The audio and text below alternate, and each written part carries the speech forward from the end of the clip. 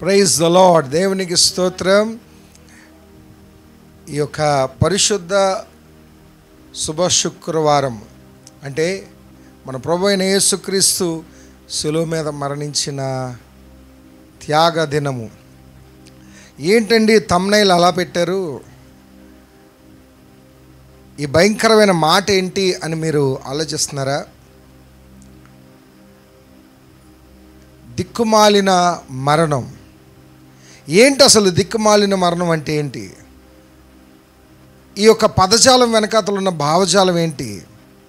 ఈరోజు వర్తమానంలో కొన్ని విషయాలు మనం నేర్చుకుందాం.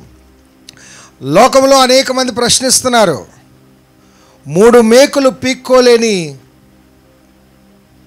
అతడి ఎలాంటి దేవుడు అవుతాడని. శిలువ మీద తన్ను తాను రక్షించుకోలేని వాడు దేవుడు ఎలాగవుతాడని.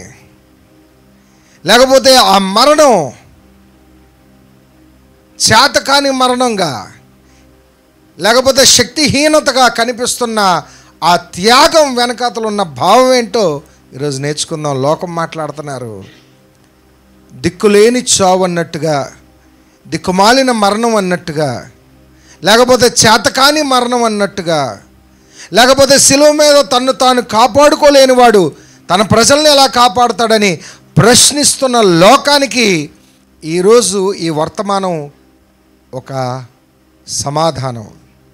దానికన్నా ముందుగా కొన్ని విషయాలు మనము చర్చించుకోవడానికి, దేవుని లేఖనాలు పరిశోధించడానికి ముందుగా కొద్దిసేపు ప్రభుని ఆరాధిద్దామండి. ఈరోజు ఉదయకాలం అంతా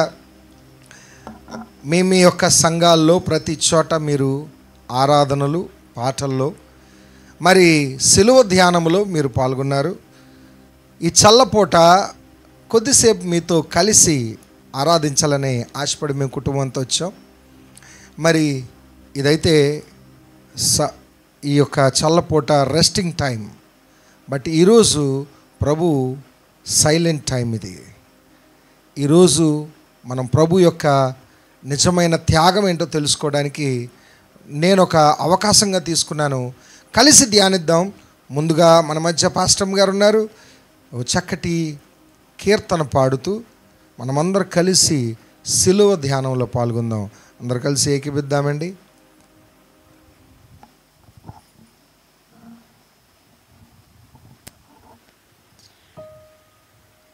పాలుకారు ప్రభుదేహం పైన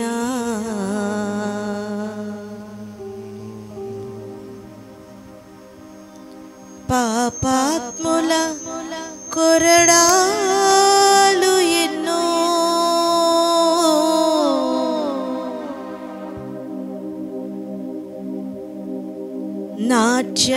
నాట్యమాడినాయి నడి వీధులు నడిపాయి.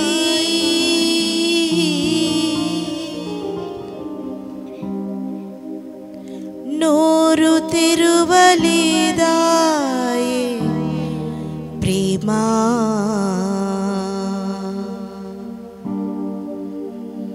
బదులు చెప్పలేదాయే ప్రేమా.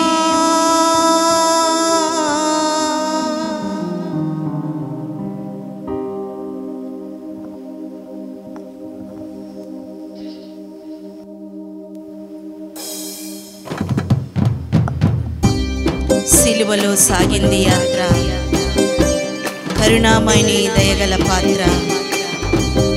ఇది ఎవరి కోసమో, ఇది ఎవరి కోసమో.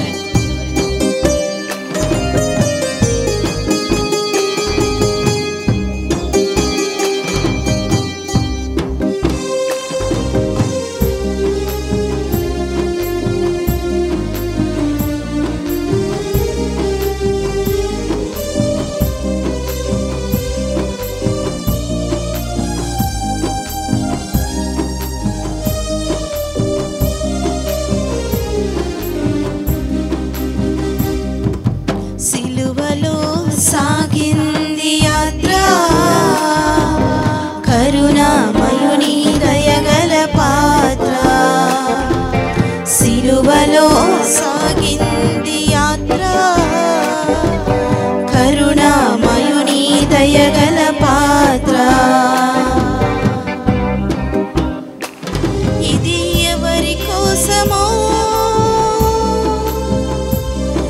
ఇది ఎవరి కోసమో,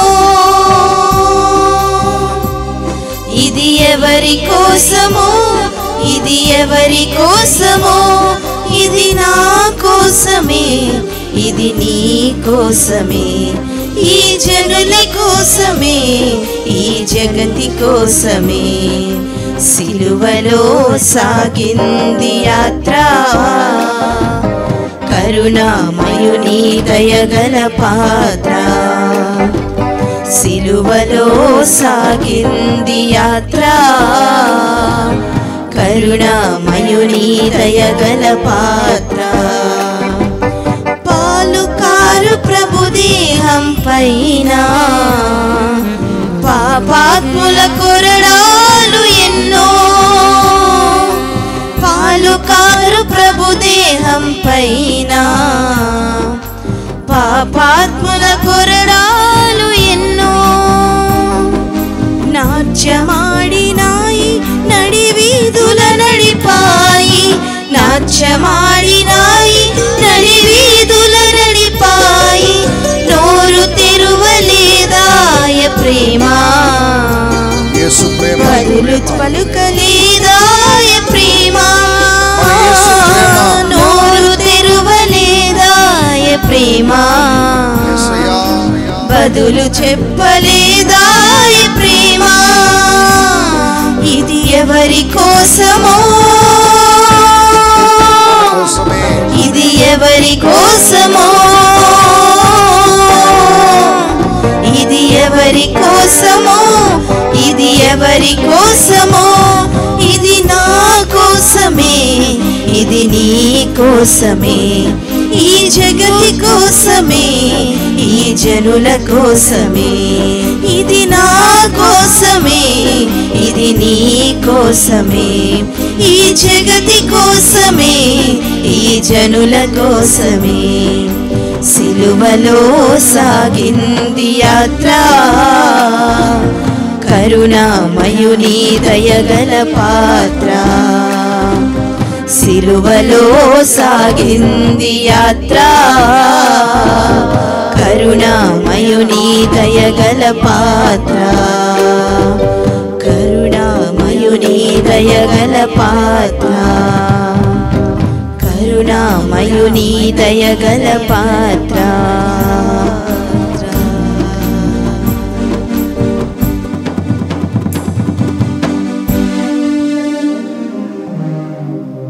వెనక నుంచి తన్నింది ఒకరు, తన మోముపై ఊసింది మరి ఒకరు.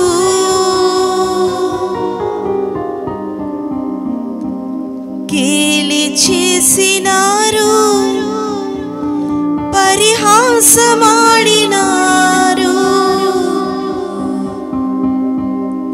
గేలి చేసినారు, పరిహాసమాడినారు.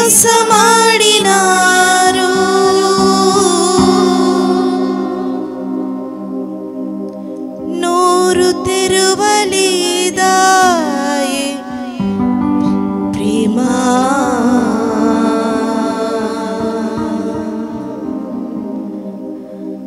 బదులు పలుకలేదాయే ప్రేమ.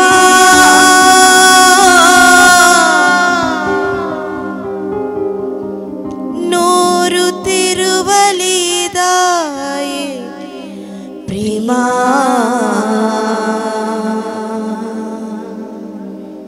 బదులు పలుకలేదాయే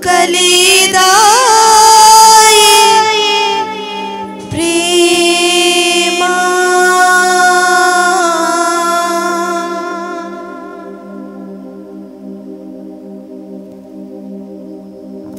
బదులు పలకని ప్రేమ, బదులు మాట్లాడని ప్రేమ, తిరిగి జవాబు చెప్పని ప్రేమ క్రీస్తు ప్రేమ.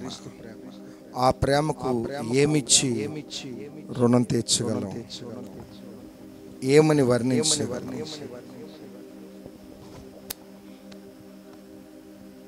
నీకేమిచ్చి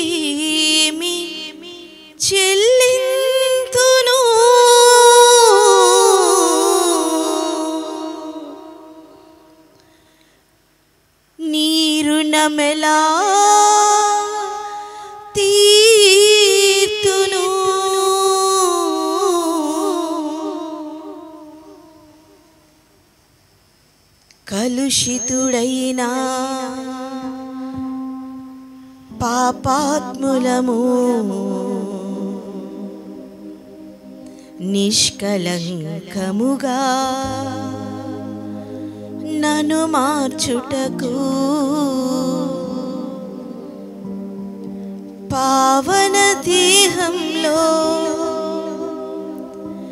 గాయాలు పొంది పావన దేహంలో గాయాలు పొంది రక్తమంత చిందించినావా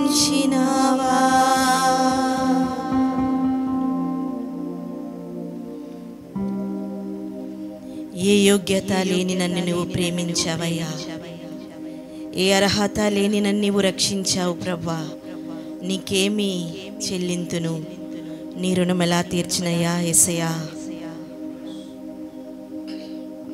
కలిసి ఏకీభించి పాడదాం అందరూ కలిసి.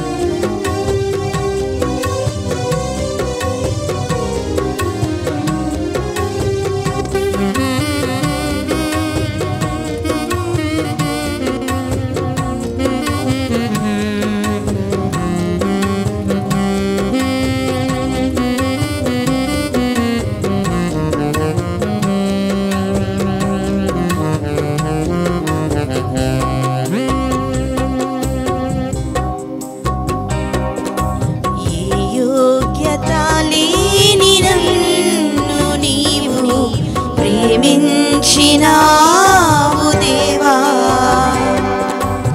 ఏ అర్హత లేని నన్ను నీవు రక్షించినావు ప్రభువా. ఏ యోగ్యత లేని నన్ను నీవు ప్రేమించినావు దేవా, ఏ అర్హత లేని నన్ను నీవు రక్షించినావు ప్రభువా. నీకేమి చెల్లింతును, నీ రుణమెలా తీర్తును. నీకేమి చెల్లింతును, నీ రుణమెలా తీర్తును. ఏ యోగ్యత లేని నన్ను నీవు ప్రేమించినావు దేవా. సుందరమైన నీ రూపమును మంటిదాననైనా నాకీయుటకు, సుందరమైన నీ రూపమును మంటిదాననైనా నాకీయుటకు, వస్త్రహీనుడుగా సిలువలో వేలాడి, వస్త్రహీనుడుగా సిలువలో వేలాడి నీ సొగసును కోల్పోయినావా. వస్త్రహీనుడుగా సిలువలో వేలాడి, వస్త్రహీనుడుగా సిలువలో వేలాడి నీ సొగసును కోల్పోయినావా. నీకేమి చెల్లింతును, నీ రుణమెలా తీర్తును. నీకేమి చెల్లింతును, నీ రుణమెలా తీర్తును. ఈ యోగ్యత లేని నన్ను నీవు ప్రేమించినావు దేవా. ఏ అర్హత లేని నన్ను నీవు రక్షించినావు రక్షించినావు ప్రభువా. పాపము వలన మృతి నొందిన అపరాధినైనా నన్ను లేపుటకు, పాపము వలన మృతి నొందిన అపరాధినైనా నన్ను లేపుటకు, నా స్థానమందు నా శిక్ష భరించి, నా స్థానమందు నా శిక్ష భరించి మరణించి తిరిగి లేచినావా. నా స్థానమందు నీ శిక్ష భరించి, నా స్థానమందు నా శిక్ష భరించి మరణించి తిరిగి లేచినావా. నీకేమి చెల్లింతును, నీ రుణమెలా తీర్తును. నీకేమి చెల్లింతును, నీ రుణమెలా తీర్తును. ఈ యోగ్యత లేని నన్ను నీవు ప్రేమించినావు దేవా. ఏ అర్హత లేని నన్ను నీవు రక్షించినావు ప్రభువా. ఏ యోగ్యత లేని నన్ను నీవు ప్రేమించినావు దేవా. ఏ అర్హత లేని నన్ను నీవు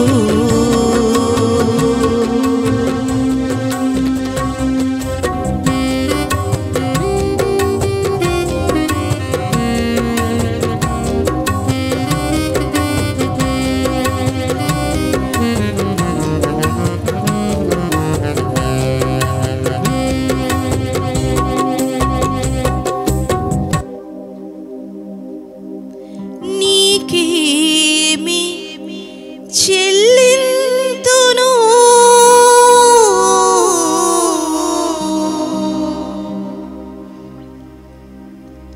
నీ రుణమెలా తీర్తును.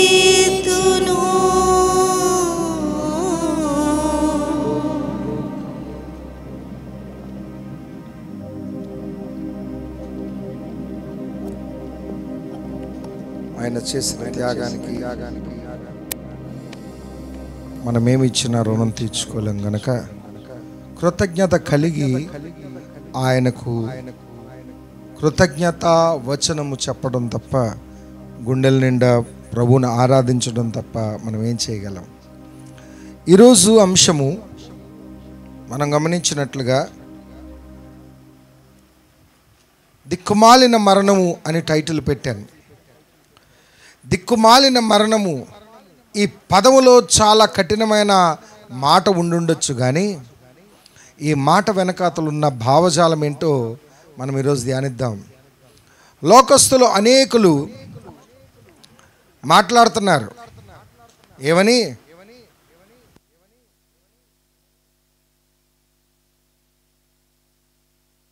లోకస్తులు అనేకులు మాట్లాడుతున్నారు. ఏమని? శిలువ మీద నిస్సహాయ స్థితిలో వేలాడుతున్న ఆ యొక్క యేసు ప్రభు, తన్ను తాను రక్షించుకోలేని యేసు ప్రభు తన సొంత జనాంగాన్ని ఏమి రక్షిస్తాడు, మనుషుల్ని ఏమి రక్షిస్తాడు, ఆయన దేవుడు ఎలాగవుతాడని ప్రశ్నిస్తున్నవారు. 3 మేకులు పీక్కోలేని వాడు, తన్ను తాను రక్షించుకోలేని వాడు దేవుడు ఎలాగవుతాడని ప్రశ్నిస్తున్న వారికి ఈ యొక్క ప్రసంగం సమాధానం.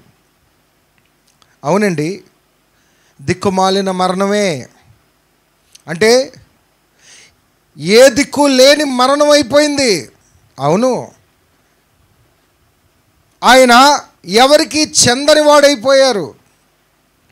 ప్రభులు వారు ఎవరికి చెందని వారైపోయారు. ఎందుకంట మనము దిక్కుమాలిన వాళ్ళు అవ్వకుండా ఉండుటకు ఆయన దిక్కుమాలిన మరణాన్ని ఎంచుకున్నాడు. ఆయన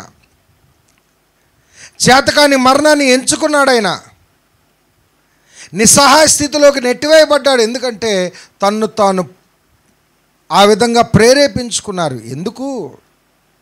జాగ్రత్త గమనించండి. ఆయన చేతకాక కాదు, లేకపోతే ఆయన వలన అవ్వక కాదు. ఆయన ఈ భూమి మీదకు వచ్చిన కారణం ఏంటి అని మనం గ్రహించాలి. నీ కుటుంబం దిక్కుమానులు కావకూడదని, అదిగో రాబోయే ఉగ్రత నుంచి మనల్ని రక్షించడానికి ఏగో ఆయన దిక్కుమాలిన స్థితిలోకి చేరిపోయాడు. దిక్కుమాలిన స్థితి అంటే అర్థం ఏంటండి? ఆయన పరిచర్య చేస్తున్న కాలంలో ఆయన చుట్టూ కొన్ని వేల మంది సంచరించారు, కొన్ని వేల మంది వెంబడించారు, కొన్ని వందల మంది ప్రతిరోజు మేలులు పొందుకున్నారు. కానీ ఆయన మరణము పొందుకున్న ఆ శిలువ త్యాగము దగ్గర ఒక్కరంటే ఒక్కరు కూడా నిలబడలేదు. ఎందుకంటే ప్రాణభయం. ఆయనతో ఉంటే మమ్మల్ని ఎక్కడ చంపేస్తారని భయపడ్డారు. హెబ్రీ పత్రిక 2:14 ఈ విధంగా రాయబడి ఉంది. ఏమనంట? సాతాను అనగా మరణపు శక్తి ఎవడైతే ఆధీనం పెట్టుకున్నాడో ఆ మరణం అనే భయము బానిసత్వం కింద పెట్టుకున్నాడు కదా, ఆ దాస్యత్వం నుంచి, ఆ బానిసత్వం నుంచి మనల్ని విడిపించడానికి, రక్షించడానికి ఆయన కూడా రక్త మాంసములో పాలిభాగస్తుడయ్యను అని లేఖనం సెలవిస్తుందంటే, దేవాది దేవుడు పరిశుద్ధుడు పరిశుద్ధుడు అని పిలువబడుతున్న ఆ పరమ తండ్రి, సింహాసనం మీద పరలోకమందు ఆసీనుడై ఉండవలసిన మన తండ్రి అనే దేవుడు ఇదిగో మన ప్రభు అయిన యేసుక్రీస్తుని ఈ భూమి మీదకి పంపించారు. ఎందుకంటే ఆయన కూడా మన శరీరంలో పాలిభాగస్తులు కావాలి. ఎందుకంట మరణం అనే దాస్యము నుంచి మనల్ని విడిపించడానికి. మనం ఏ బానిసత్వంలో అయితే, అపవాది ఏ మరణం గురించి అయితే మనల్ని భయపెడుతున్నాడో ఆ మరణాన్ని జయించడానికే భూమి మీదకి వచ్చారు. అందుకు ఆ దిక్కుమాలిన మరణానికి ఆయన ఎంచుకున్నాడు. ఏమండి? ఆయన నిజమే చేతకానివాడిగా వేలాడుతూ చూపిస్తున్నారేమో మీకు ఆ వీడియోల్లో కానీ ఫోటోల్లో కానీ, చేతకానివాడిగా మీకు కనిపిస్తున్నారేమో. లోకస్తులు అనుకోవచ్చు, ఆయన కాపాడుకోలేని వ్యక్తి మమ్మల్ని ఏం కాపాడుతాడు అనుకుంటున్నారా? అదిగో ఆయన నీ పాపముల నిమిత్తం, నా పాపముల నిమిత్తము పాపముగా మార్చబడ్డాడని లేఖనం సెలవిస్తుంది. శాపముగా మార్చబడ్డాడని లేఖనం సెలవిస్తుంది. ఆ శాపమును భరించిన వ్యక్తిగా ఆయన శిలువ మీద మరణించారని లేఖనం సెలవిస్తుంది. మనం గమనిస్తే చరిత్ర చూస్తే ఆయన చేతి సహాయం లేకే తీయబడిన ఆ చిన్న రాయి దానియేలు గ్రంథంలో ఉంటుంది.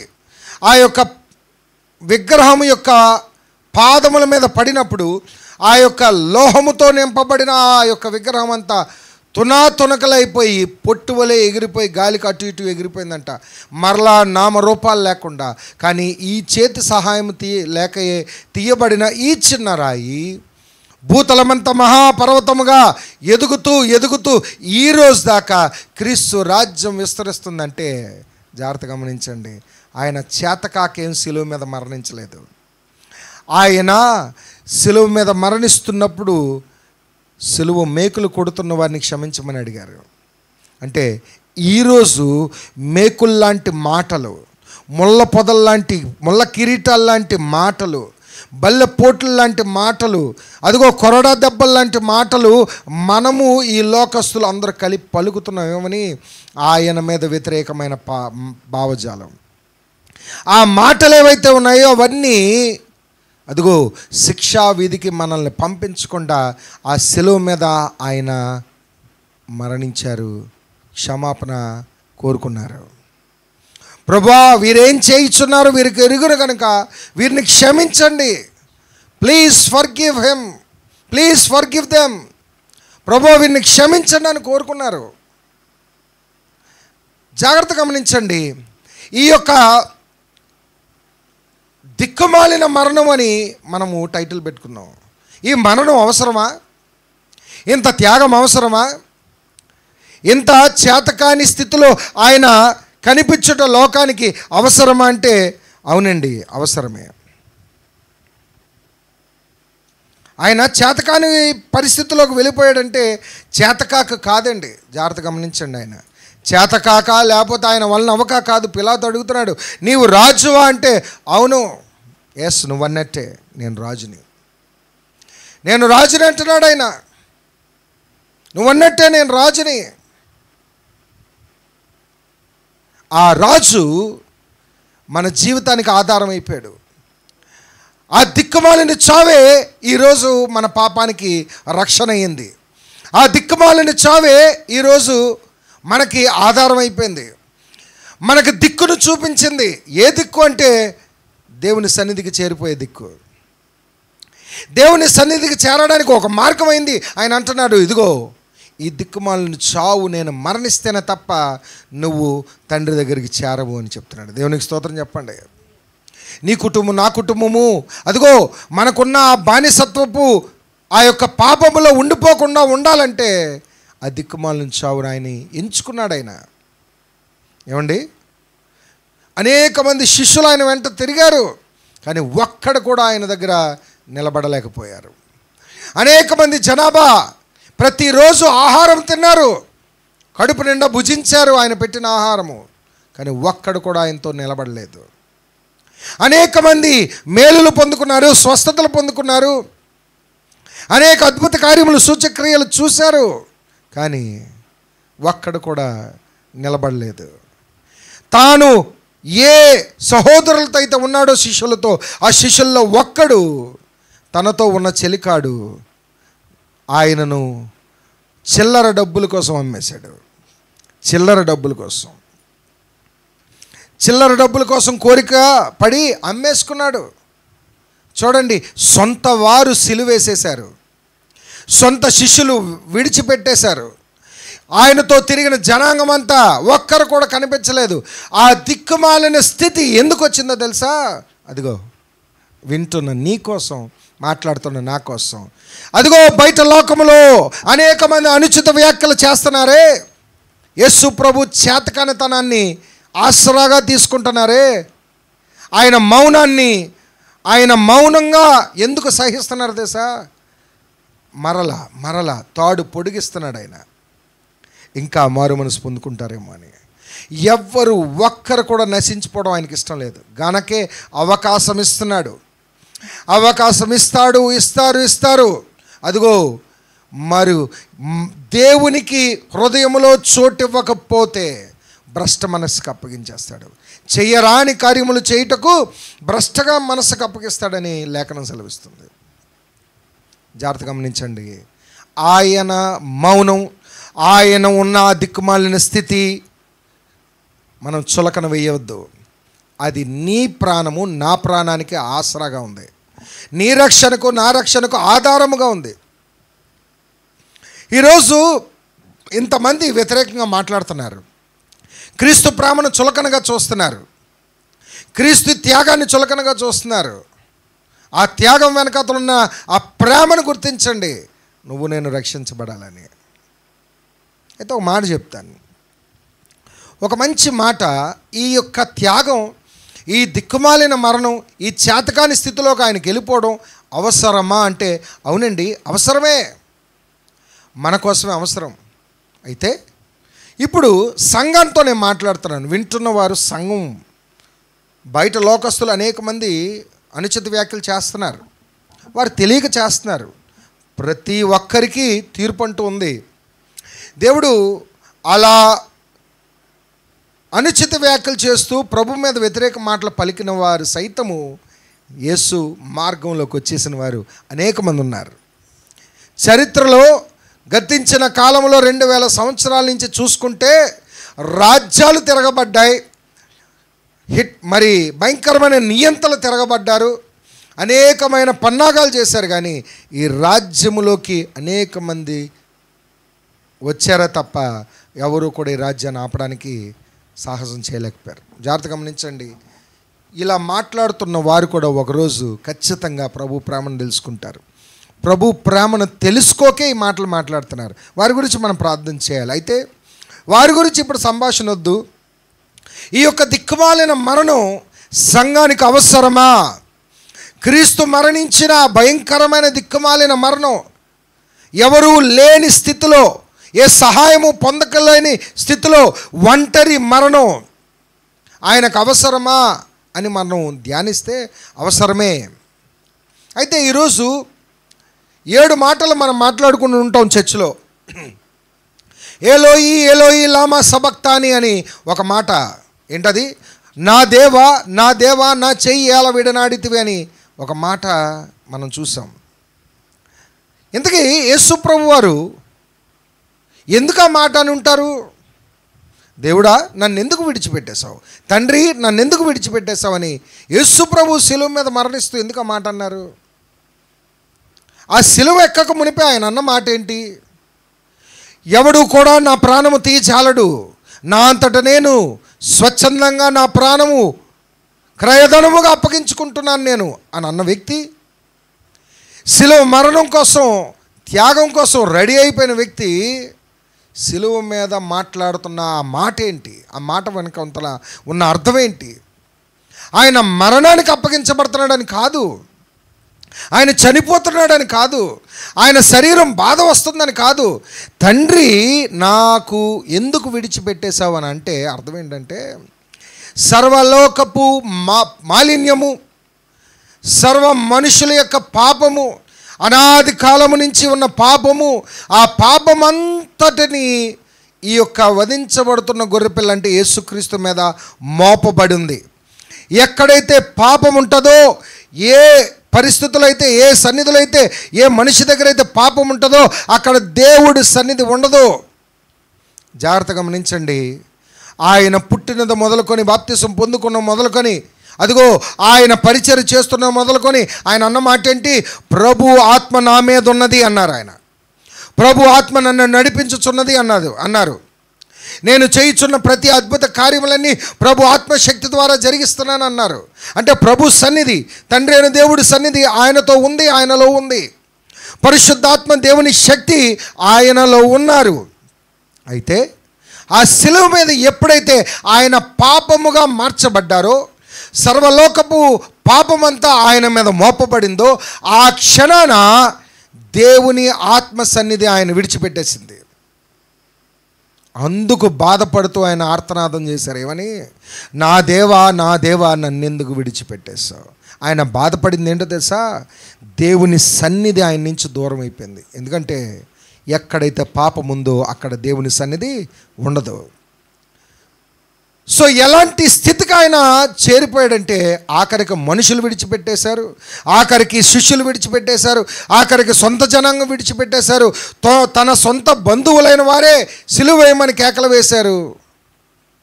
ఆఖరికి ఆయనతో నడిచిన దేవుని సన్నిధి కూడా ఆయన విడిచిపెట్టేసింది. ఈ దిక్కుమాలిన మరణం అవసరమా? ఈ చేతకాని మరణం అవసరమా? ఈ దిక్కులేని యొక్క ఈ చేతకాని స్థితి అంత దిగజారిపోవడం అవసరమా అంటే అవునండి, అవసరమే. మన కోసం, నా కోసం, మనందరి కోసం, మాట్లాడుతున్న నా కోసం, వింటున్న మీకోసం. ఈరోజు ఒక మాట నేర్చుకుందాం, సంఘానికి అవసరమైన మాట నేర్చుకుందాం. రోమీయులకు రాసిన పత్రిక 1వ అధ్యాయం 18వ వచనం నుంచి నేను చదువుతాను, జాగ్రత్తగా వినండి. రోమీయులకు రాసిన పత్రిక 1వ అధ్యాయము 18వ వచనం. నేను చదువుతున్నప్పుడు మీరు చాలా శ్రద్ధగా జాగ్రత్తగా వినండి. ఇప్పుడు ఒక ఎగ్జాంపుల్ చెప్తాను. ఇప్పుడు మా ఇంట్లో పెద్ద కొడుకు, 2వ కుమార్తె జెరూషా, 3వ కుమారుడు ఉన్నాడు దైవిక్. అయితే నేను చిన్నవాడు ఉంటాడు, చిన్నవాడిని కొన్నిసార్లు ఇది చేయటం కోసం పెద్దవాడిని తిడతా ఉంటాను.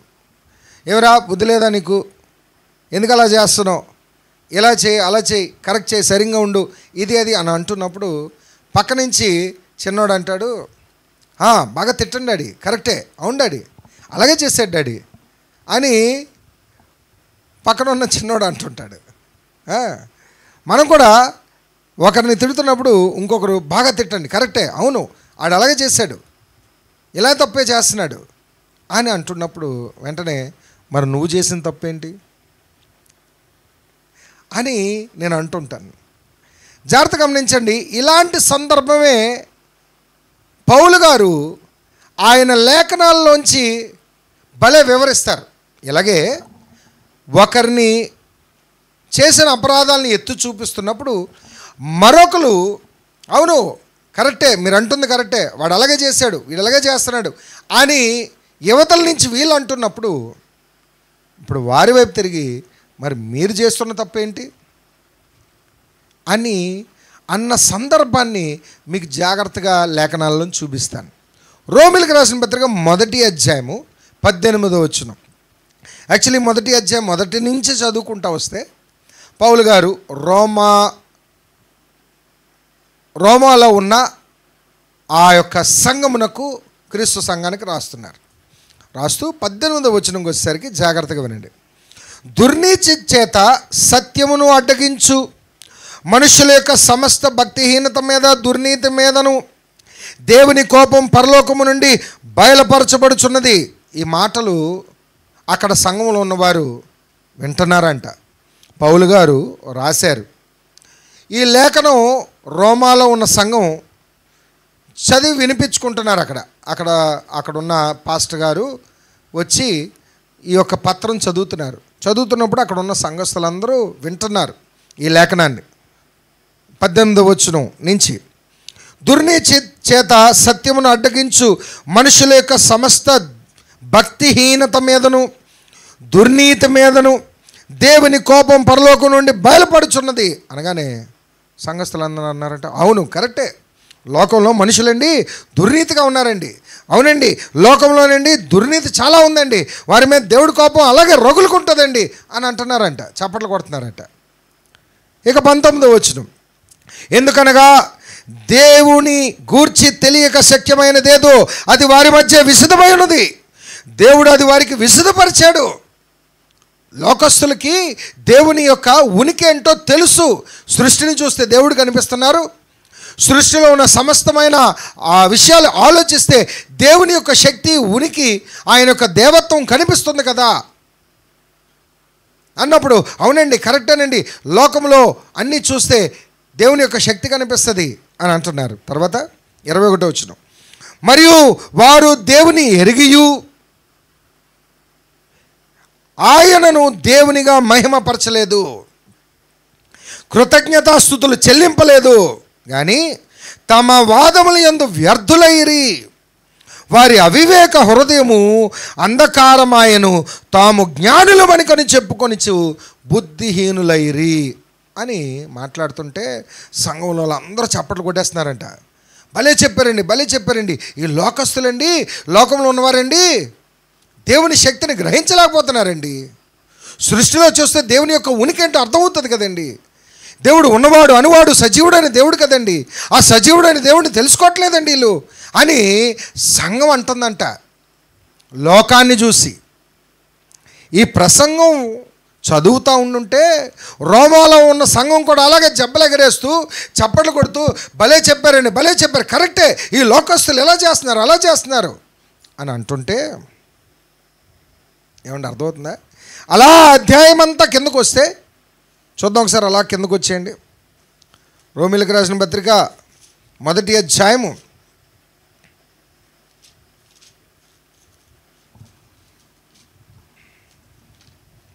8వ వచనానికి వచ్చేస్తే,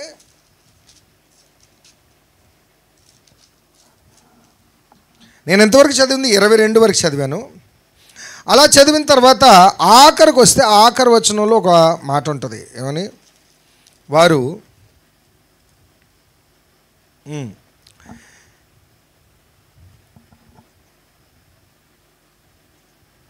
వాళ్ళు ఇలాంటి అనేకమైన అంధకార సంబంధమైన క్రియలన్నీ చేస్తూ వారు తమ తమ మనస్సుల్లో దేవునికి చోటు ఎన్నొలకపోయిరు గనుక చేయరాని కార్యములు చేయుటకు దేవుడు వారికి భ్రష్ట మనసుకు అప్పగించెను. అట్టివారు సమస్తమైన దుర్నీతి చేత, దుష్టత్వం చేత, లోపపు చేత, ఈర్ష్య చేతను నిండుకొని మత్సరము, నరహత్య, కలహములు, కపటములు, వైరములు, నిండుకొనిన వారై కొండగాండ్రులను, అపవాదకులను, దేవదోషకులను, హింసకులను, అహంకారులు, బింగములాడువారును, చెడ్డవాటిని కల్పించువారును, తల్లిదండ్రులకు అవిధేయులను, అవివేకులు, మాట తప్పువారు, అనురాగరహితులు, నిర్దయులు, ఇట్టి క్రియలను ఏంటంట ఇట్టి కార్యములను అభ్యసించువారు మరణమునకు తగినవారు అని దేవుని న్యాయ విధిని వారు బాగుగా ఎరుగుయుండియు వాటిని చేయుచున్నారు. ఇది మాత్రమే గాక వాటిని అభ్యసించు వారితో సంతోషముగా సమ్మతించుచున్నారు.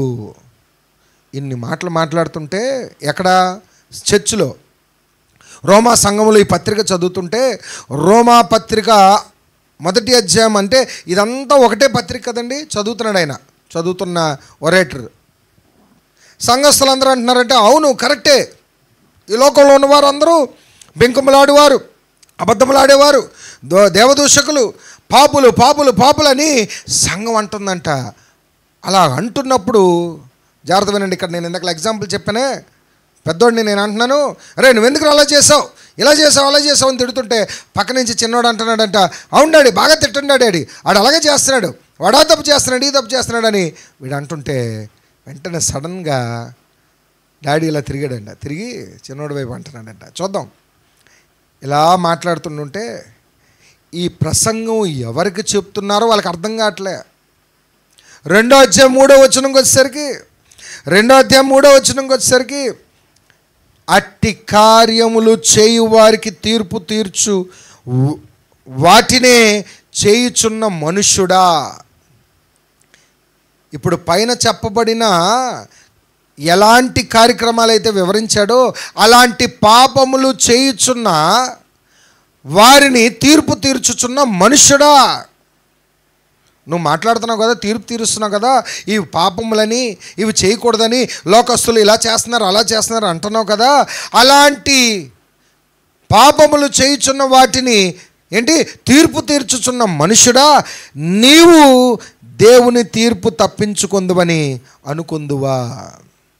అలాంటి క్రియలే నువ్వు చేస్తున్నావు కదా. ఈరోజు సంఘానికి ఒక హెచ్చరిక.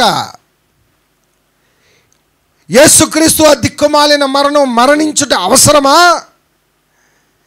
యేసుక్రీస్తు అలాంటి దయనీయమైన స్థితికి వెళ్ళిపోవడం అవసరమా అంటే ఎస్ అవసరమే. ఎందుకంటే ఈరోజు సంఘం కూడా లోకంలో ఎలాంటి పరిస్థితులు కనిపిస్తున్నాయో అలాంటి పనులే మనం చేస్తున్నామని హెచ్చరిక మాట్లాడుతున్నాడు ఈరోజు దేవుడు. అట్టి కార్యములు చేయి వారికి తీర్పు తీర్చుచు వాటినే చేయుచున్న మనుష్యుడా. సంఘములో కూడా ఈ లోకములో ఉన్న కార్యక్రమాలే కనుక కనిపిస్తున్నాయి. అవును అవసరమే, ఆయన మరణం అవసరం. ఎందుకంటే సంఘములో అట్టి క్రియలు కనిపిస్తున్నాయి. క్రీస్తును నమ్ముకున్న వారిలో అట్టి క్రియలు కనిపిస్తున్నాయి. అట్టి క్రియలు ఎందుకు కనిపిస్తున్నాయంట? ఎందుకంటే దేవునికి చోటియ నొల్లకపోయారు కనుక. ఏంటంట?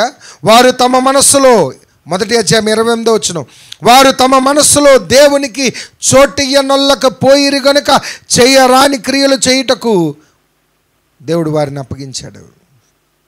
జాగ్రత్తగా గమనించండి. అలాంటి క్రియలు సంఘంలో కనిపిస్తున్నాయేమో. ఈరోజు ఉదయం మాట్లాడాను సంఘంలో. పిలాతు దగ్గర నీకు బరబ్బా కావాలా లేకపోతే యేసుక్రీస్తు కావాలంటప్పుడు జనులు కేకలు వేశారు, మాకు బరబ్బా కావాలని, మాకు ఆ రాజు వద్దు. ఏ రాజు? అదిగో మిమ్మల్ని కాపాడుతున్న రాజు వద్దు. ఈరోజు సంగమా బాహాటముగా మనము మన క్రియల ద్వారా, మన యొక్క చేష్టల ద్వారా, మన యొక్క ఈ లోకానుసారమైన విధానాల ద్వారా మనం క్రీస్తుని బాహాటంగా మరలా సిలివేస్తున్నామేమో. గమనించండి. ఇదిగో ఆ సంఘము ఇలా పాడైపోకుండా ఉండాలని ఆ దిక్కుమాలను చావు ఆయన మరణించాడు ఆయన. ఎందుకంటే నువ్వు నేను కూడా మనము దిక్కుమాలిన వాళ్ళు అయిపోకూడదని. ఆ రాబో ఉగ్రత ఎలాంటి ఉగ్రత అంట చూద్దాం. రోమీయులకు రాసిన పత్రిక 5వ అధ్యాయం 8వ వచనం, అయితే దేవుడు మన ఎడల తన ప్రేమను వెల్లడిపరుచుచున్నాడు. ఎట్లనగా మనం ఇంకను పాపులుగా ఉండగానే, ఏంటంట, మనం ఇంకనూ పాపులుగా ఉండగానే మన కొరకు ఆయన చనిపోయెను. మనం ఇంకా పాపులుగా ఉన్నామా? ఎస్. పాస్టర్ అభిషిక్త్ రాజు అని పిలువబడుతున్న నేను 2000 సంవత్సరాల క్రితం యేసు ప్రభు శిలువ మీద మరణిస్తున్నప్పుడు అప్పటికే నేను పాపిని. ఎలా అండి? అప్పుడు నేను పుట్టలేదు కదా. నేను వెనక్కి తిరిగి చూసుకుంటే చరిత్ర తండ్రులు దాటుకుంటూ, అదిగో భూమి ఆరంభములో మొట్టమొదటి మనిషి ఆదాము గర్భము నుంచి దాటుకుంటా ఇగో ఈరోజు మీ ముందరికి కనిపిస్తున్నాను. అలాగే మనమందరము కూడా యేసు ప్రభు శిలువ మీద మరణించిన నాటికి ఇదిగో ఈ వాక్యం వింటున్న మీరందరూ, మనమందరము కూడా ఇంకనూ ముందుగానే పాపులుగా ఉన్నప్పుడే ఆయన మన కొరకు మరణించనని లేఖనం చెప్తుంది. ఇంకనూ మనము పాపులుగా ఉండగానే క్రీస్తు మన కొరకు చనిపోయాను కాబట్టి ఆయన రక్తం వలన ఇప్పుడు నీతిమంతులుగా తీర్చబడి మరింత నిశ్చయముగా ఆయన ద్వారా ఉగ్రతను తప్పించుకుంటున్నాం, ఉగ్రత నుండి రక్షించబడుతున్నాం. ఏ ఉగ్రత అంటే అదిగో దేవుని నుంచి దూరం అయిపోయే ఉగ్రత. ఆ క్రీస్తు రాబోతున్నప్పుడు ఇదిగో సర్వ పాపము నిర్మూలించబడుతుంది. ఆ భయంకరమైన నరకం ఏంటో తెలుసా? నరకం అంటే ఏదో కొంతమంది చెప్పినట్లుగా ఏదో అక్కడ శిక్షావిధి, అక్కడేదో నూనెలో వేయించినట్టు అగ్నిలో కాలుస్తున్నట్టు ఆ యొక్క మనుషులు చెప్పే పిట్ట కథలు కాదు. నరకం అంటే ఏంటో తెలుసా? దేవుని సన్నిధి నుంచి దూరం అయిపోవడం, దేవుని సన్నిధి నుంచి చాలా దూరం అయిపోవడం, దేవుని సన్నిధిలోంచి నిరంతరం వెలువైపడ్డం. చీకటనే ప్రదేశం, వెలుగు లేని ప్రదేశం, జీవము లేని ప్రదేశం, నిరంతరపు నరకం. అది కదా మహా ఉగ్రత. ఆ ఉగ్రత నుంచి మనం రక్షించబడుతున్నాం.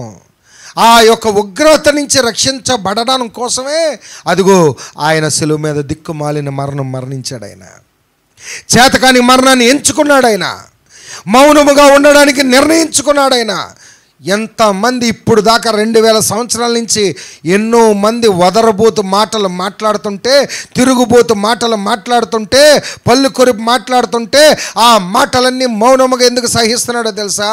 అదిగో ఆ రాబో ఉగ్రత నుండి రక్షించబడాలని మనము. ఏంటట 5వ వచనం, ఎలాగనగా శత్రువులమైనమై ఉండగా ఆయన కుమారుని మరణం ద్వారా మనము దేవునితో సమాధానపరచబడిన వారమై ఆయన జీవించుట చేత మరి నిశ్చయముగా రక్షించబడదుము. దేవునికి స్తోత్రం. సో కాబట్టి క్రీస్తు మరణం ద్వారా, ఆ యొక్క చేతకాని మరణం ద్వారా, ఆ దిక్కుమాలిన స్థితి ద్వారా మనము ఉగ్రత నుంచి రక్షించబడుతున్నాం. జాగ్రత్తగా గమనించండమ్మా. He became curse for us. ఆయన శాపముగా పాపముగా మార్చబడ్డాడు మన కోసం, నా కోసం, నీ కోసం. జాగ్రత్తగా గమనించండి. సో కాబట్టి ఈ దిక్కుమాలిన మరణం అవసరం అంటే అవసరమే. ఈ యొక్క గుడ్ ఫ్రైడే అవసరం అంటే అవసరమే. ఎందుకు అవసరమో తెలుసా? ఇదిగో సంఘములో కూడా అట్టి క్రియలు కనిపిస్తున్నాయి. లోకములో ఉన్న క్రియలు సంఘములో కూడా కనిపిస్తున్నాయి. సంఘమా, ఈరోజు సరి చేసుకోండి. క్రీస్తు పూర్వం 2000 సంవత్సరాల క్రితం కొంతమంది వచ్చారంట ప్రవక్త అయిన సమూయేలు దగ్గరికి. వచ్చి సమూయేలు గారు మాకు బోరు కొట్టేసింది. ఏం కొట్టేసిందంట? బోరు కొట్టేసింది. ఏం బోరయ్యా? ఇదిగో 40 సంవత్సరాల ప్రయాణం తిరిగాం, టెంటలు వేసుకున్నాం, టెంటలు తీసాం, అరణ్య ప్రయాణం అంతా చేసుకుంటూ వచ్చాం. ఇదిగో ఈ కానాను దేశంలో కూడా సెటిల్ అయిపోయి ఇల్లులు, వాకిళ్ళు, ఏంటి పొలాలు, బావులు, పంటలు అన్నీ బాగున్నాయి. కానీ మాకు లోక సాంప్రదాయం కావాలండి. ఏం కావాలంట? లోక సాంప్రదాయం. లోకంలో జనులు కోటలు కట్టుకుంటున్నారండి. లోకంలో జనులు రాజుని ఏర్పాటు చేసుకుంటున్నారండి. లోకంలో జనులు రాజ్యాంగం కట్టుకుంటున్నారండి, చట్టాలు పెట్టుకుంటున్నారు, పోలీస్ స్టేషన్లు పెట్టుకుంటున్నారు. లోకంలో జనులు ఒక పద్ధతులు పాటిస్తూ ఒక కోటలు కట్టుకొని రాజ్యాంగాన్ని పెట్టుకుంటున్నారు. మాకు కూడా అలాంటి సాంప్రదాయంతో మాకు కూడా ఒక రాజు కావాలి, మా జనాంగం నుంచి ఒక రాజుని మా కోసం ఏర్పాటు చేయవయ్యా అని సమూయేలు గారి దగ్గరికి వచ్చి అడిగితే సమూయేలు చాలా బాధపడి దేవుని దగ్గరికి వెళ్ళి మొరపడ్డారంట. ఏమని, ప్రభువా ఏంటి వీళ్ళు ఎలాగంటున్నారు అని అన్నప్పుడు దేవుడు సమూయేలుతో పలికిన మాట ఏంటంటే, సమూయేలు నువ్వెందుకు అలా బాధపడుతున్నావు, నువ్వెందుకు అంత బాధపడుతున్నావు? వారు తిరస్కరించింది నిన్ను కాదు నన్ను, వారు వద్దనుకున్నది నిన్ను కాదు నన్ను, వారు వద్దనుకున్న అధికారం ఏంటో తెలుసా, నీది కాదు నాది. దేవుడు అంటున్న మాట ఏంటి, నేను దేవుడనై ఉన్నాను, మీరు నా ప్రజలై ఉన్నారు. నేను తండ్రినై ఉన్నాను, మీరు నా పిల్లలై ఉన్నారు. నేను రాజునై ఉన్నాను, మీరు నా సొత్తై ఉన్నారు. మీరు నా రాజ్యమై ఉన్నారు. గనక నేను మిమ్మల్ని ప్రేమించుచున్నాను అంటుంటే మనుషులు అంటున్నారంట, మాకొద్దు, మాకు ఈ రాజు వద్దు. అదిగో ఎర్ర సముద్రమును 2 పాయలు చేసి ఆ యొక్క ఫరో రథములను ఆ యొక్క ఎర్ర సముద్రములో నేలమట్టం చేసిన ఆ అద్భుత కార్యము చేసిన ఆ రాజు మాకొద్దు. ఇదిగో ఆకలి కొండి అరణ్య ప్రయాణంలో ఆకలితో ఉన్నప్పుడు ఆ యొక్క ఆకాశం నుంచి మన్నాను కురిపించిన, నిరంతరము మమ్మల్ని తృప్తిపరిచిన ఆ దేవుడైన రాజు మాకొద్దు.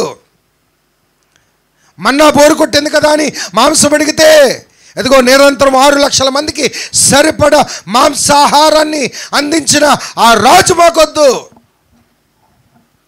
ఎడారిలో ఎండ వేడిమికి ఎక్కడ తట్టుకోలేని పరిస్థితుల్లో పిల్లలు పాడైపోతారో, ఇదిగో వారి కాళ్ళు కూడా కమిలిపోతాయేమో, ఎండ వేడికి వారి ముఖములు మాడిపోతాయేమో, శరీరాలు తెప్పరిల్లిపోతాయేమో, సొమసిల్లిపోతాయేమో అని ఏసీ లాంటి మేఘస్తంభాన్ని 40 సంవత్సరాలు నడిపించిన ఆ దేవాది దేవుడైన రాజు మాకొద్దంటున్నారు. ఏ రాజు వద్దంట? అరణ్యములో వారితో తోడుగా ఉన్న రాజును వద్దంటున్నారంట. ఏ రాజు వద్దంట? ఇదిగో చేదైన మారా నీళ్ళ దగ్గరకు వచ్చినప్పుడు ఆ నీళ్లు చేదుగా ఉన్నప్పుడు మధురమైన నీరుగా మార్చిన ఆ రాజును వద్దంటున్నారు ఆయన. ఈరోజు మన జీవితంలో కూడా మనల్ని రక్షించిన రాజును మనం వద్దంటున్నాం, మనల్ని కాపాడిన రాజును మనం వద్దంటున్నాం. ఆ రాజు ఎవరో తెలుసా? ఇదిగో నేను మీ ముందర చదువుతున్న ఈ పరిశుద్ధ లేఖనాలే ఆ రాజు, ఈ వాక్యమై ఉన్న రాజు. ఈ వాక్యము ఎక్కడుందో అక్కడ జీవం ఉంది. ఏ కుటుంబంలో అయితే ఈ వాక్యానుసారమైన జీవితం ఉందో ఆ జీవితం రక్షించబడుతుంది. ఈ వాక్యమైన రాజును వద్దనుకుంటున్నావు ఈరోజు సంగమా. హితబోధన సహించక దురద చెవులు గలవారై తమ స్వకీయ దురాశల చొప్పున తమ కొరకు సొంత బోధకులను తయారు చేసుకున్న దినాలు తయారైపోయాయి. గద్దింపు బోధలు కానీ, హెచ్చరింపు బోధలు కానీ, దిద్దుబాటు బోధలు కానీ, మాకొద్దు మాకు పిట్టల కథలు కావాలి, మాకు స్మూత్ మాటలే కావాలి, మమ్మల్ని ఆదరించే మాటలే కావాలి తప్ప మమ్మల్ని సరిదిద్దే మాటలు మాకొద్దు అనుకుంటున్న రోజులు ఇవి. సంగమా, అలాంటి పరిస్థితులను మార్చడానికే మన ప్రభువైన యేసుక్రీస్తు దిక్కుమాలిన మరణం పొందాడు. ఆయన సంగమా, ఈరోజైనా మారు మనసు పొందుకుందాం. ఆయన దిక్కుమాలిన మరణాన్ని పొందాడు. ఆ మరణాన్ని చూసినప్పుడైనా ఇదిగో నా రాజు కావాలని అడగండి. దిస్ ఈజ్ మై కింగ్, ఇదే నా రాజు, వాక్యమై ఉన్న దేవుడు. ఈ వాక్యము మన హృదయంలో భద్రపరుచుకుందాం. ఈ వాక్యానుసారంగా మనం జీవిద్దాం. అట్టి జీవితం జీవిస్తే నీ జీవితంలో దేవుని సన్నిధికి చూస్తావు. జాగ్రత్తగా గమనించండి. దేవుడు లేని స్థితి ఫలించని స్థితి.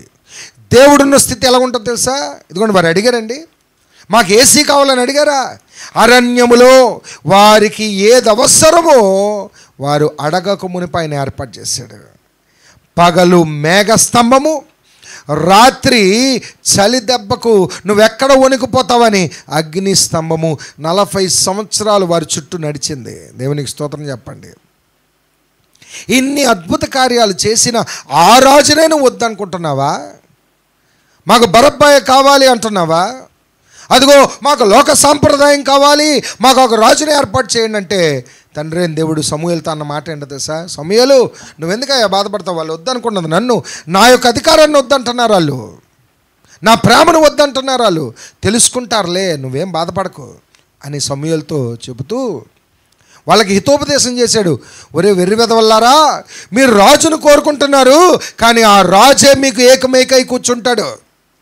ఆ రాజు వెనకాతల బంట్రోతుల్లో మీరు పరిగెట్టాలి. ముందు 10 మంది, వెనకో 10 మంది పరిగెట్టాలి. ఆ రాజు రథం వెనకాతల పరిగెట్టాలి. ఆ రాజు కాళ్ళు మొక్కాలి. ఆ రాజు కాళ్ళ దగ్గర మీ శిరస్సులు వంచాలి.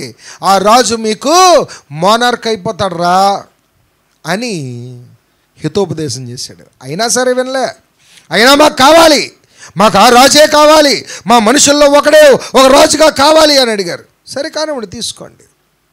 అక్కడి నుంచి యుద్ధాలు, అక్కడి నుంచి తెగలు, అక్కడి నుంచి రాజ్యాలు విడిపోవడం, అక్కడి నుంచి గొడవలు, గందరగోళాలు. చూసారా, మనుషులు ఎంచుకున్న వాటిలో స్థిరత్వం ఉండదు.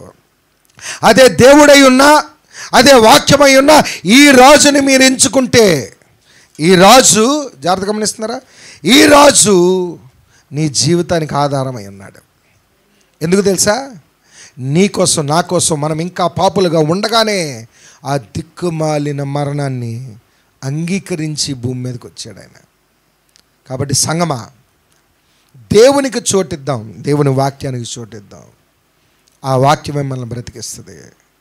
ఈరోజు ఈ దిక్కుమాలిన మరణం ఎందుకో తెలుసుకున్నాం.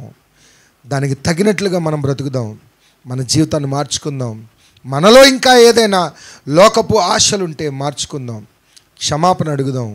ఆయన మన కొరకు మరణించిన మరణాన్ని జ్ఞాపకం చేసుకుందాం. అదిగో లోకంలో అనేక మంది మాట్లాడుతున్నారు. ఏమని? ఈ చేతకాని మరణము అంటున్నారు.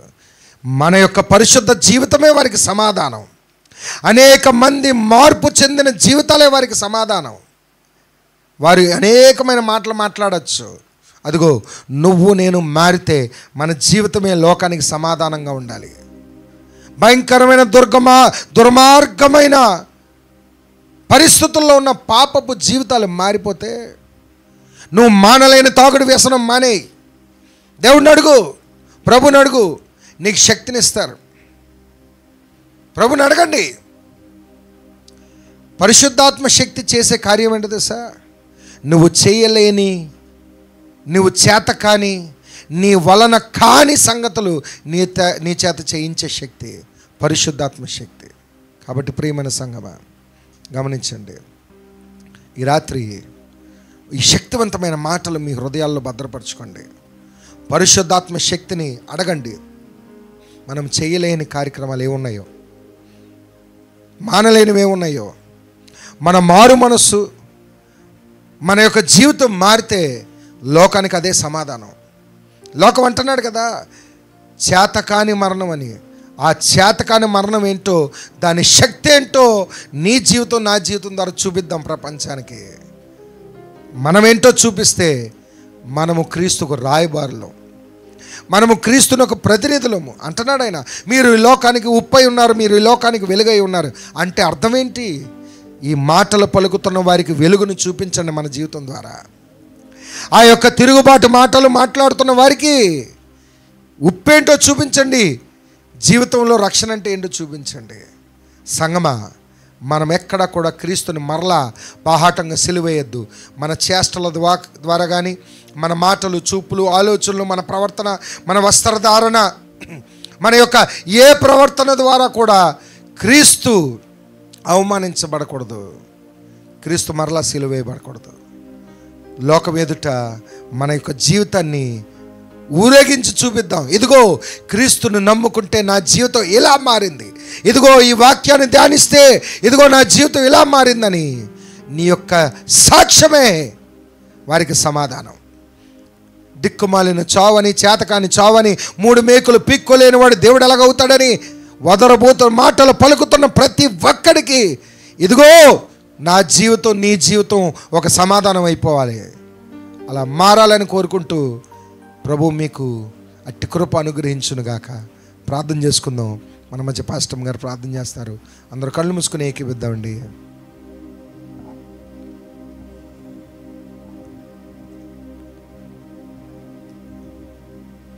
మహాగణుడ, మంచి దేవ, మీకే స్తోత్రాలయ్యా.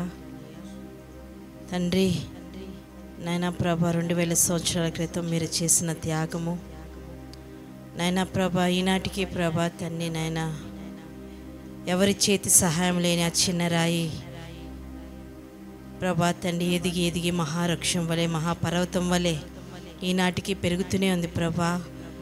రాజులు వచ్చి వెళ్ళిపోయారు, రాజ్యాలు వచ్చి వెళ్ళిపోయాయి, మనుషులు వచ్చి వెళ్ళిపోతున్నారు, కానీ నీ రాజ్యము స్థిరముగా నిలబడుతుందయ్యా. మీకు స్తోత్రాలు. ఎందుకంటే యుగాలు ఏలే మహారాజు అయ్యా నువ్వు తండ్రి, కొనియాడబడుతున్న మహారాజు నాయన. మీకు స్తోత్రాలు తండ్రి. నా నిమిత్తం, మా పాపాల నిమిత్తం నాయన నువ్వు సిలువలో వేలాడి మా అందరి కోసం నువ్వు చనిపోయి మరణించి ప్రభా పాపముగా మారి అయ్యా 3వ దినం లేచిన మహాగణుడు అయ్యా, చరిత్ర సృష్టించిన మహాగణుడా మీకే స్తోత్రాలు ప్రభా నాయన. అయ్యా ఈరోజు నాయన మరొకసారి ప్రభా మీరు చేసిన త్యాగాన్ని గుర్తు చేసుకోవడానికి ఆయన నాను ప్రభా నాయన తిరస్కరించారు మనుషులు, నీ వద్దనుకున్నారు. కానీ నాయన నువ్వు ఎలాంటి దేవుడు ఓ ప్రభా, ఈరోజుకి ప్రభా యెహోవా ఎలాంటి వాడో రుచి చూచి తెలుసుకోమన్నావు ప్రభా. అటువంటి కృపా భాగ్యం మా అందరికీ దయచేసినందుకే నీకు స్తోత్రాలు. ఇంకా అనేక మంది ఉన్నారు ప్రభా. అయ్యా నీ యొక్క ప్రభా తండ్రి నేను ప్రేమ ఏంటో, అయ్యా నీ యొక్క త్యాగం ఏంటో తెలుసుకోవాలి ప్రభా. నైనా ప్రతి ఒక్కరికి అటువంటి కృప దయచేయమని ప్రార్థిస్తున్నాను నాయనా. ఈ లైవ్ ద్వారా విన్న ప్రతి మాట ప్రతి జీవితాల్లో ఫలభరితంగా మార్చండి. మీరు ఈ లోకానికి ఎందుకు వచ్చారో ప్రభా, ఎందుకు ప్రభా మీ త్యాగాన్ని ప్రభా చేశారో ప్రభా అర్థవంతంగా ప్రభా నైనా అర్థం చేసుకోవడానికి మనసునిమ్మని ప్రార్థిస్తున్నాను దేవా. ఎందరైతే ప్రభా ఆశపడి విన్నారో వారి జీవితాల్లో మేలు కలుగునుగా కానీ ప్రార్థిస్తున్నాను. చీకటి తొలగిపోయి ప్రభా అయా తండ్రి పునరుద్ధానపు శక్తి వారు పొందుకునేలాగిన గొప్ప సహాయం దయచేయమని ప్రార్థిస్తూ అయ్యా నేను మీ దాసులు చెప్పిన ప్రతి మాట ప్రభా మా జీవితాల్లో ఫలించేలాగిన గొప్ప కార్యం జరిగించమని యేసు నామములో ప్రార్థన వేడుకుంటున్నాం తండ్రి, ఆమేన్. మన తండ్రి అయిన దేవుని యొక్క కృప, మన ప్రభువును రక్షకుడైన యేసు క్రీస్తుకు సమాధానము, పరిశుద్ధాత్మ దేవుని యొక్క శక్తివంతమైన సహవాసము సన్నిధి మనకును మన కుటుంబాలకి సదాకాలము తోడే ఉండి సర్వసత్యంలో నడిపించబడదుము గాక. ఆమేన్, ఆమేన్. గాడ్ బ్లెస్ యూ అండి. అందరికి వందనాలు. ఈరోజు మీరు విన్న ఈ వాక్యం మీకు ఆశీర్వాదకరంగా బ్లెస్సింగ్గా అనిపిస్తే దయచేసి నేను కోరుకునేది అనేక మందికి ఈ యొక్క వీడియోని షేర్ చేయండి. ఎక్కడ దాకా మీరు వచ్చారంటే ఈ వీడియో మీరు నిజంగా మా యొక్క వాక్యాన్ని ఆసక్తితో వింటున్నారని, ఈ యొక్క వాక్యాన్ని మరి ఆస్వాదిస్తున్నారని నేను నమ్ముచున్నాను. దీన్ని మీ జీవితంలో అన్వయించుకోండి. మీరు దయచేసి మరొకరికి షేర్ చేయండి. వాక్యాన్ని షేర్ చేస్తే జీవాన్ని షేర్ చేసినట్టే, మరొకరిని వెలిగించినట్టే. కాబట్టి 10 మందికి షేర్ చేయండి. God bless you. మీ గురించి మేము ప్రార్థిస్తున్నాం. ప్రభు చిత్తం అయితే మరొక లైవ్ ద్వారా మళ్ళీ ఒకసారి మనం కలుద్దాం. మీకు నోటిఫికేషన్ ఇస్తాను. Thank you so much. God bless you. Praise the lord. అందరికీ వందనాలు. మరి కీబోర్డు నాకు సపోర్ట్ చేసిన నా పెద్ద కుమారుడు రూఫస్ రాజ్, అలాగనే పాటలు పాడడంలో నాకు సపోర్ట్ చేసిన పాస్టమ్ గారికి సపోర్ట్ చేసిన జరుషా రాజ్, అలాగనే 3వ కుమారుడు దైవిక్ నిశ్చల్ రాజు ఉన్నాడు. కెమెరా బయట కెమెరా సెట్టింగ్స్ అంతా వాడే చేస్తున్నాడు. సో అందరికి వందనాలు. Thank you. Praise the lord.